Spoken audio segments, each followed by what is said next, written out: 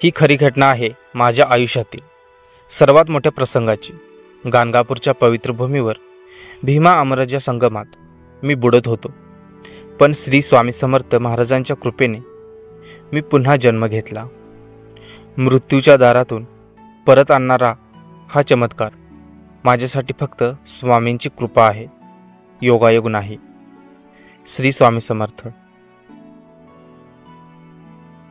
जर तुम्हाला ही कथा भावली तर नक्की लाईक करा, कमेंटमध्ये जय जय स्वामी समर्थ लिहा आणि ही कृपामयी घटना सर्वांपर्यंत पोहोचवा। चमत्कार नाही, महाराजांची कृपा म्हणू शकता।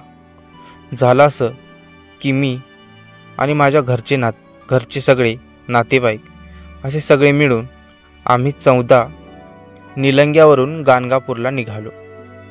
एक दिवस अगोदर गेलो होतो, तेव्हा तिथे गेल्या गेल्या पाया पडलो। नंतर रात्र झाली, आम्ही सर्वजण तिथून काही अंतरावर रूम बुक केली, कारण सकाळी उठून लवकर जायचे होते। मग 6-7ला उठलो। तिथं 2 नद्या आहेत, एक म्हणजे भीमा आणि दुसरी अमरजा। मग आम्ही दुसऱ्या मधल्या बाजूनी आंघोळ करायला निघालो। सर्वजण आंघोळ केली, शेवटी मी आणि माझा मावस भाऊ उरलो होतो। आंघोळ करायला आम्ही दोघे पाण्याचा अंदाज घेऊन मधी सरलो। म्हणतात ना की डोकं पूर्ण बुडवून घेणं म्हणजे तुमच्या अंगात काही पाप असेल तर ते निघून जाईल। मग आम्ही 2-3 वेळेस डोकं बुडवून घेतलं।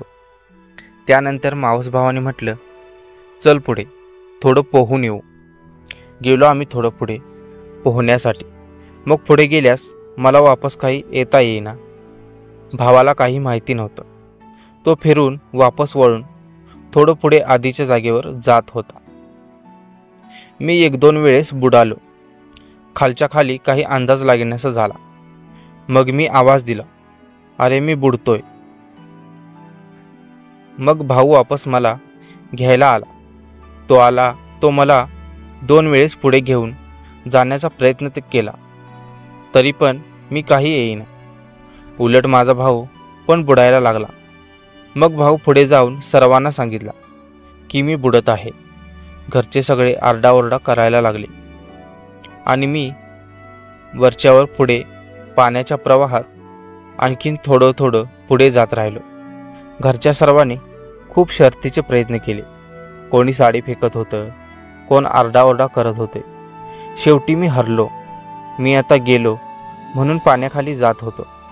लगेच माझा विचार बदलला की मी उलटसुद्धा पोहू शकतो।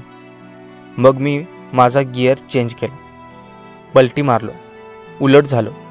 हळूहळू उलट होऊन हाताने पाणी ढकलत राहिलो। माझा विचार होता की पुढे जाऊन कुठेतरी एका कोपऱ्यापर्यंत आडोशाला आणि आडोसापर्यंत पोहोचू शकेन। मग मी उलट पोहत असताना माझ्या पायाची पूर्ण हवाच निघून गेली। पाण्यात पाय हलवून हात थोडेफार प्रतिकार करत होते। मी 4 वेळेस श्री स्वामी समर्थ महाराजांचं नाव घेतलं, डोळे बंद केले। शेवटी त्यापुढे आडोशाला म्हणून डोळे झाकून हात हलवत राहिलो, पण शेवटी तसं नाही झालं। तिथून मी निष्ठून पूर्ण पुढे गेलो, वापस तिथंच खूप जवळ आलो। घरच्यांनी सर्वांनी मी गेलो म्हणून डोक्यावर हात टेकवून बसले होते। जवळ आल्यास मला एका तिथल्या माणसाने साडी वस्त्र फेकताना आणि तो माझ्या खूप जवळ असताना पाहिलं। मी फक्त 5% शुद्धवर असताना कसाबसा त्या साडीला पकडलं आणि वरती आलो। मग वाचलो। मला अजून पण विश्वास बसत नाही की मी खरंच जिवंत आहे, वाचलो आहे आणि हे जग आणखीन नव्याने पाहत आहे। स्वामी महाराजांची कृपा होती म्हणून मी वाचलो, हे मी इथे जरूर बोलेन। श्री स्वामी समर्थ।